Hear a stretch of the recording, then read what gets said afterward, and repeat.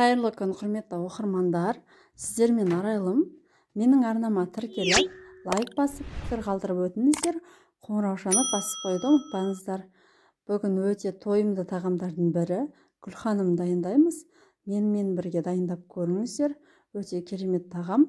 Ең алдымен тартылған етімізге аздаған пияз және де картопымызды турап, үстінен дәмдеуіштерімізді себеміз. Дәмдеуіштеріңізді өз қалауларыңыз бойынша көптеп аздап қоссаңыздар болады. Жақсылап араластырып алдық. Енді кезекте қамырымызды жайып аламыз. Қамырды жай ғана сумен және тұзбен иледім. Мінекей осылай, жұқалығы осылай болды. Барлық қамырымызды жайып алдым. Енді осы қамырымыз үстінен кәдімгі ақ майымызды құйып, щетканың көмегімен толық жағып шығамыз. Барлық шетіне майымыз жағылуы қажет. Мінекей жайып алдым. Енді дәл видеодағыдай етіп, осылай кесіп шығасыздар. Еттің қамыры секілді осылайынан кесіп шығамыз. Осы ұзына бой кескен қамырымызды ортасынан тағы бір бөліп, бір бөлігіне осылай фаршты бір бетіне қарай жайып салып шығамыз.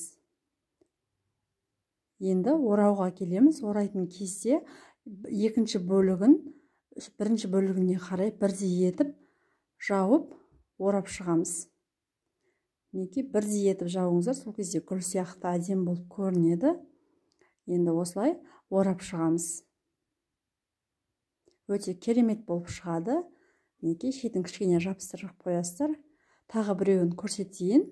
Осылай екі шетін бірдей етіп жауып, бір шетінен бастап екінші бетіне қарай орап шығамыз.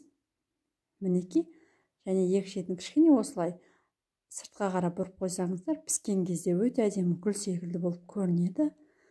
Өте тойымды тағамдардың бірі. Кез келген қонаққа ұялмай ұсынатын тағам. Міндетті түрде жасап көріңіздер. Керемет болып шығады.